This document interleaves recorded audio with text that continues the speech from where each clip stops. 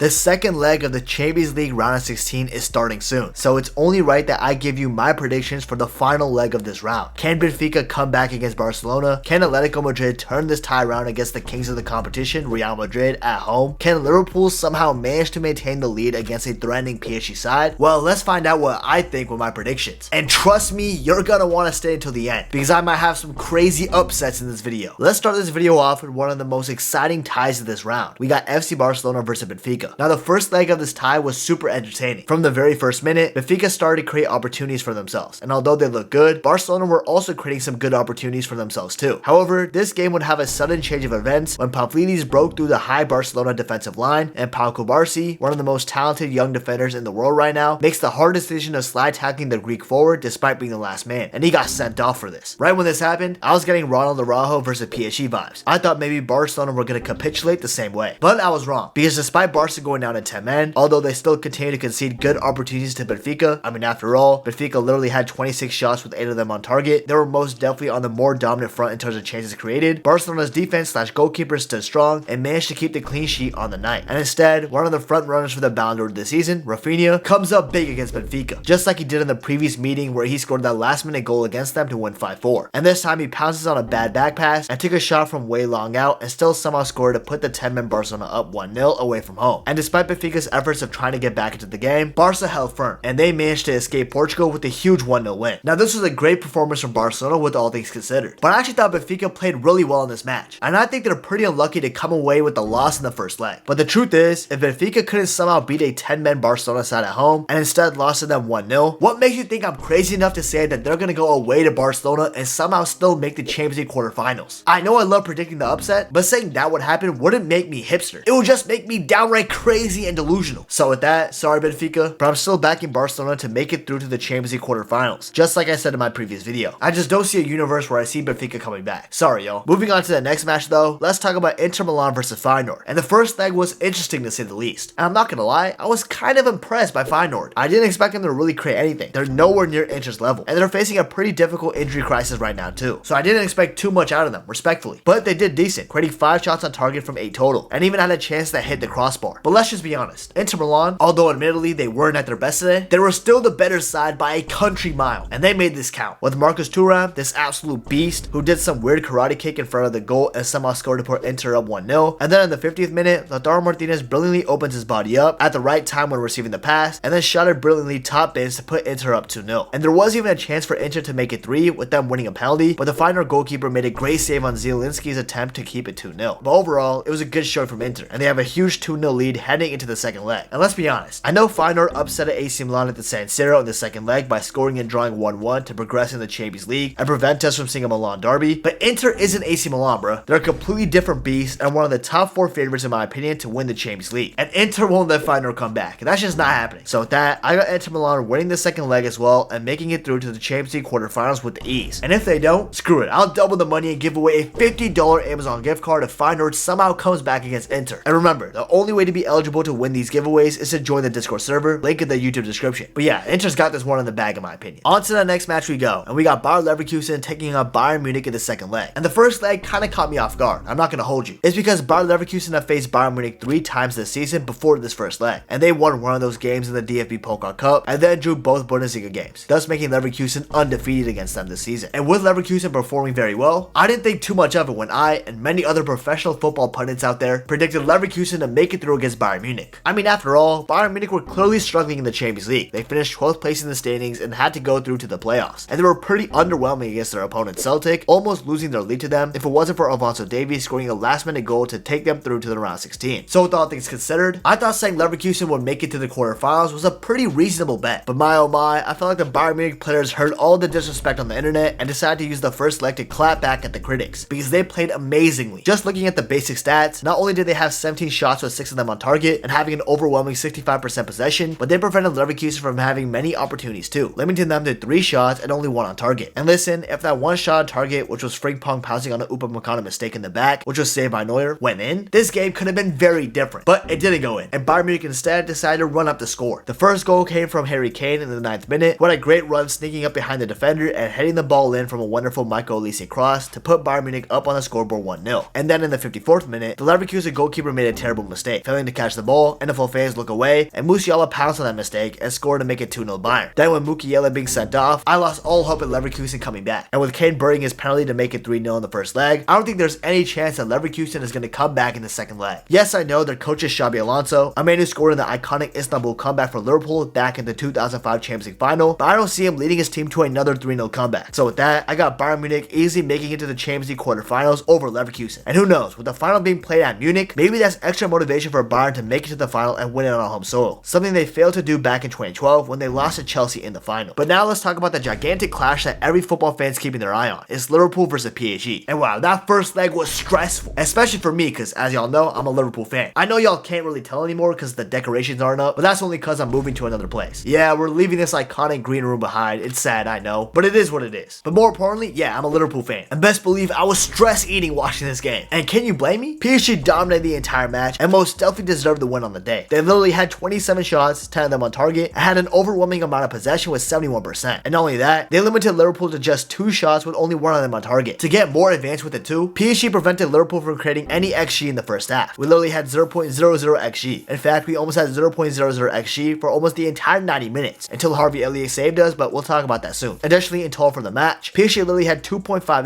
XG, while we only had 0.25. Like I said, thanks to Harvey Elliott. And Alisson Becker prevented 2.47 goals against PSG based on XG on target. That's my keeper, man, the best in the world, and I'm not hearing anything different. And talking specifically about the first leg, I mean, Alisson really did save us, and so did VAR too, with the machine counting out PSG's only goal of the match, which was from Kvaratskhelia, who to be fair scored a great golazo to put PSG ahead, or that's what it seemed like if his entire heel wasn't offsides. That's unlucky on PSG's part. But could you imagine a player that we were strongly linked to a couple months ago dunking on us like that? That would have been bad. From then on though, it was all in Alisson masterclass. In the 23rd minute, Alisson saved a pretty fast long shot from Hakimi. He would do the same against Kvaratskhelia in the 29th minute. He would then save a great one-on-one chance from Dembele in the 30th minute. I have no idea what Van Dijk was doing running away. That was a rare mistake from him. He then would save a deflected shot from Kvaratskhelia again in the 37th minute. What a strong hand that was from Alisson. That's my keeper. He would then save another shot from Kvaratskhelia again in the 54th minute from his free kick. Good stop. And he would save another Kvara shot in the 56th minute. He also then would have another great stop from Doué in the 80th minute, and then he would save a shot/cross attempt from Dembele in the 84th minute. In total, Alisson saved 9 shots in the first leg against PSG, with a lot of those chances actually having a great chance of going into the back of the net. But after a pretty poor performance from Mo Salah, he was taken off in the 86th minute for Harvey Elliott. And literally around 1 minute later, Darwin Núñez for once would have great hold-up play, and then would feed the ball off perfectly to Harvey Elliott, who would somehow get the better of Donnarumma with his shot power and score in the 87th minute in Liverpool's first shot on target to give the Reds a very surprising 1-0 lead in Paris. And this lead would eventually hold throughout the entire 90. I was so shocked to see a score, man, I'm not gonna lie. I was completely content with a 0-0 draw away from home. But a 1-0 win away from home? I'll take that all day. This must have been how Madrid fans felt after that 2022 Champions League final performance from Courtois. I now know how that feels like. But anyways, man, PSG were not happy about losing this match. And you could tell that from the post-match comments. Luis Enrique said that they could come back at Anfield next week, and to be fair, what else is he supposed to say? And he said the result was very unfair and we shot once and scored, which is also a fact. Sorry, Luis Enrique, football's a cruel sport. Vitinha also said something after the match too, same for the second leg. We're gonna have a great game and win at Anfield and we'll go through, I'm sure. Wow. Bold statements from Vitinha, I'm not gonna lie. Now, if I'm being perfectly honest though, Vitinha is just world class, man. After watching him today and many other games, I have to admit this guy is a top baller. But these comments about beating us at Anfield? Nah, man, as a Liverpool fan, I can't take that. I was gonna make this prediction video and say that PSG was still gonna somehow make it through in hopes that I actually jinx them using my Jinx Buto powers and instead have Liverpool going through. But after these comments, man, I can't fake that prediction, bro. I'm gonna beat that jinx right now and say that Liverpool will be going through to the Champions League quarterfinals and beat PSG over the 2 legs. Yeah, I'm standing on business now. And Vitinha, we'll chat after the game and we're gonna see who's laughing at the end of the second leg. It's gonna be me, man. Come on, Liverpool! Go on, you mighty Reds! Let's move on to the next match and talk about Lille versus Borussia Dortmund. But before we get yapping about that, please remember to subscribe to the channel. I really appreciate it and it means a lot, so thank you. And also, if you guys can, follow my Twitter and my Instagram, both at Nabuto, if you just want to hear my thoughts on football games, transfers, and overall, just to get to know me more. Also, make sure to join the Discord server, link in the description, and also follow me on Twitch. Live streams may be coming soon. So if you want to, feel free to hit me up with that follow and also like the video. Thank you. But back to topic, let's go over the first leg of this tie, which in all honesty, it was kind of mid. If we look at the stats, both teams had a similar number of shots, with each of them sharing 1 of them on target, and although Lille might have had more of the possession in this match, it was Borussia Dortmund who had the majority of the chances in the first leg, and eventually in the 22nd minute, Karim Adeyemi would make this count and scored an absolute beauty from a corner kick to put Dortmund ahead 1-0. I can't believe BVB almost let this guy go to Napoli 2 months ago, man. Where would they be if Adeyemi wasn't here? Now, Dortmund would continue to get more chances after this goal in the first half, including scoring another one from a corner kick, but Pascal Gross approach was offside, so it didn't count. But for some reason, even when BVB was in complete cruise control and pretty much looked like the heavy favorites in my eyes to go through just from the first half performance alone, they allowed Lille to creep back into the game in the second half. And Lille looked great. In fact, not only did they score a goal due to some poor defending with a great finish from number 7 Haraldsen in the 68th minute as he was falling down, really well taking a shot by the Icelandic player, but they had a couple of penalty shots in the game too, with Jonathan David going down, which could have been given as a penalty, but I'm glad it wasn't though, because David was clearly looking for something there. And there was also another penalty incident where Ethan Mbappe's free kick hit the hand of Brandt, and that wasn't given as a penalty either. And honestly, I could totally see that penalty being given, so I'm kind of shocked it wasn't. So in the second half, I would say that Lille were unlucky not to come away with a victory, with them dominating the chances in the second half. And y'all probably already know this by now, but even though Lille were the team in this tie that finished in the top 8, thus deeming them the favorites to many, I still picked Borussia Dortmund to go through in my first round of 16 prediction video. But now that prediction looks like it's in jeopardy, because Dortmund failed to get the win at home in the first leg, and now they have to play the second leg away in France and get a result, which is a really difficult task. But I don't know, man. Even though Borussia Dortmund are playing like total dog shit in the Bundesliga, being 10th place, the way they perform in the Champions League compared to the Bundesliga is completely different. It's like the work-life balance and severance, bro. Two completely different sides of the same person, or in this case, the team. So even though Lille gets to play at home in the second leg, I don't think they'll be able to progress. I think Zagrova being out until the end of March is going to play a huge role, and I don't think Jonathan David will be able to carry this team against Dortmund offensively in the second leg. And I also think that Girassi is going to have a big game in the second leg too. I just got that feeling. So I'm going to stick with my original prediction and say that Borussia Dortmund will make the quarterfinals of the Champions League over Lille. Hopefully I won't look stupid after saying this. On to the next match, let's talk about Aston Villa versus Club Brugge, and let's go over what happened in the first leg. In the 3rd minute of the match, Aston Villa managed to put themselves on the board thanks to a wonderful strike from far out from the Jamaican Leon Bailey. What a goal by him, and the Jamaican FA is fumbling, man. They need to sort their shit out so Leon Bailey comes back to the national team, because without him, they're just wank if I'm being honest. However, right when it seemed like Villa could be running away with the game even though it was early on, Maxime de Kuiper receives a great pass from Scholes in the 12th minute and scores to level up the tie for Brugge. Now in the last video, I did say that Club Brugge was a very underrated side, and that they had the potential of pulling off the upset against Villa, and I even said I think that Club Brugge would go through just because I'm hipster like that, and some would even say that Brugge were the better team in the first leg. They had many more chances in the game, some really good ones, and it seemed like there was eventually going to be a point where Brugge was going to take the lead. I mean, they did have 11 shots with 3 of them on target and also 57% possession, so the odds did lean in their favor. And after that chance which Tyrell Mings barely saved off the line, I for sure thought that Club Brugge would get another one to tuck this game to bed. But sadly for them, Club Brugge would shoot themselves in the foot, with Brandon Michel scoring a very unlucky own goal in the 82nd minute to give Villa a very late lead. And then Scholes not looking around at his surroundings and fouling Matty Cash in the box sloppily to give Villa a penalty, in which Marco Asensio, a man who's won many Champions Leagues with Real Madrid, scored to put Villa up 3-1, which means he now has 5 goals in his last 4 games for this club, and with this penalty goal, he now played a part in bringing a 2-goal advantage back to Birmingham for the second leg. Now I think everything I said in the previous video was still pretty spot on, and I think if Club Brugge were able to finish at least one of their chances and not shoot themselves in the foot, they would easily have the advantage and could very well be on their way to the Champions League quarterfinals. But football is a game defined by margins, and in the Champions League, if you don't take your chances, you will be punished, and if you give the other team chances, you will also be punished, which is exactly what happened in the first leg. So for the second leg of this round 16 tie, I'm sadly gonna have to stop standing on business for Club Brugge, and I've now changed my mind to Aston Villa going through to the quarterfinals of the Champions League. With Unai Emery at the helm with the 2-goal advantage at home in Birmingham, Club Brugge doesn't have a chance anymore. Sorry Brugge fans, maybe next year. Nah, I'm just playing. Who am I kidding, bro? There's no way that's happening. Anyways, moving on to the next round 16 tie, let's talk about Arsenal versus PSV Eindhoven. And wow, I mean, the first leg was something, huh? Now, although PSV Eindhoven scored 1 goal at home in the first leg thanks to Noah Lang, after Thomas Partey gave away a penalty from hitting Luke de Jong in the head, Arsenal ran up the score, with Julian Timber dunking over Noah Lang and scoring the first goal in this tie in the 18th minute. Then the 2 Arsenal winner kids who came through the academy, Miles Lewis-Skelly and Ethan Nwaneri, combined in the 21st minute and Nwaneri scored. Then Mikel Merino was scored in the 31st minute. Then Martin Odegaard, who had a world-class game, not gonna lie. It's been a while since we've seen that from the Norwegian captain, scored in the 47th minute, and then in the 73rd minute as well, Leandro Trossard would bag a goal in the 48th minute, and Calafiori would receive a great pass from Odegaard in the 85th minute, and scored to help Arsenal win the first leg away from home 7-1. The Brazilians watching this game must have gotten some terrible flashbacks to 2014, huh? What a damning scoreline. Sorry to any Brazilians watching, I probably should have put a warning on this video before talking about Arsenal versus PSV Eindhoven. But anyways, let's not waste any more time on this fixture. I said this in the previous video and I'll say it again. Despite the injury issues, I fully expect Arsenal to make the quarterfinals of the Champions League, and I still do. There is no way PSV Eindhoven is overcoming this. Sorry y'all, but PSV fans, don't worry. Because if you somehow had made it through against Arsenal, you would have to face one of the Madrid teams. So y'all would have been knocked out regardless. Let's keep it 100. But anyway, speaking about the Madrid teams, let's talk about one of the more exciting round of 16 clashes. The Madrid derby between Atletico Madrid versus Real Madrid. And yeah, this second leg is going to be spicy. I cannot wait for this this tie. But talking about the first leg first, although on the stat sheet you can clearly see Real Madrid were dominant on the end, having 7 more shots than Atletico, 5 more on target, and having 4% more of the possession, I felt like for good portions of the game, Atletico Madrid were the better side, which probably explains why Julian Alvarez said after the game that they still feel very confident about this round of 16 tie. Because for me and many others, Atleti looked like a team that could seriously compete against Real Madrid, a club that's notoriously known for being Atletico's boogeyman in this competition. I mean, they defeated them in 2 Champions League finals in 3 years, so they definitely are. But still, I would say that this first leg was more defined by moments of brilliance rather than an overall good team display, which is why Real Madrid are leaving the first leg with the advantage, just because they had more star players coming up with moments of brilliance. For example, literally in the 4th minute, Rodrigo easily gets by Gallen and scores an absolute cracker with his weak left foot to put Real Madrid up early. That wasn't just some normal goal that was scored. It was a moment of brilliance from Rodrigo, and Julian Alvarez would have something pretty similar in the 32nd minute, with him freeing himself up from Camavinga's reach and then scoring an absolute rocket past one of the best goalkeepers in the world, Courtois, to level up this round 16 tie. Julian Alvarez, by the way, wow, what a season he's having, huh? 7 goals in the past 9 Champions League games too. He's really enjoying himself with Atletico, and it's proving why him leaving Man City was definitely the right decision. This guy is really talented, seriously. But even after Atleti seemingly looked like they were the better team after this goal, Brahim Diaz would refute that in the 55th minute, with him juking the hell out of J.M. Jimenez, in which he almost broke his own ankle. That was kind of scary, and then freed himself up to shoot and score to put Real Madrid up 2-1, an advantage they would hold on to for the rest of the match, and heading into the second leg away at Atletico Madrid. But man, Brahim Diaz, he came in as a replacement for Jude Bellingham, who was out for the first leg due to yellow card accumulation, and he manages to come up big for Madrid. Great player, man. For most teams in La Liga, he would be a starter, but since it's Real Madrid, he's not. But y'all think Spain regrets letting Brahim go to Morocco? It's definitely an interesting discussion to have. But anyways, talking specifically about my prediction, I did say in my previous video that I actually had Atletico Madrid shocking everybody and finally getting the better Real Madrid and making the Champions League quarterfinals. And I'm not gonna lie, even though Real Madrid won 2-1 in the first leg, I still think there's a lot more drama left in this tie. And with Atleti playing at home for the second leg, knowing that their back is against the wall, I can see them pulling off a madness. After all, in the 23-24 Champions League campaign, they lost 1-0 to Inter Milan in the round 16 first leg, the previous year's finalists and one of the favorites to go far. And then out of nowhere back home in the second leg, they surprised everybody by going up 2-1 late into the match and pulling off the upset on penalties to make it through to the quarterfinals. And I just have that feeling with Atleti playing at home again with their backs against the wall. I just think Diego Simeone's men will have the same mentality and still figure out a way to go past this injury-ridiculed Real Madrid. So with that, I'm still backing Atletico Madrid to make the Champions League quarterfinals this season. I know Real Madrid fans were pissed at me in the last video, and they're probably even more pissed now. But listen, if Real Madrid wins against Atleti, fair enough Real Madrid, congrats on your 16th Champions League title. But hopefully, and maybe Atleti will prove me right, and that way, I'll look like a genius for all you haters out there. But anyways, who do you guys think will win each round 16 clash? Let me know down in the comments below. Now, if you enjoyed this video, please remember to subscribe, I really appreciate it, and please be sure to follow my Twitter, Instagram, Twitch, and join the Discord community. All the links are in my YouTube description. And last but not least, if you want to learn about the rise, fall, and rise again of Ryan Gravenberch, you definitely want to check out this video right here. You won't regret it.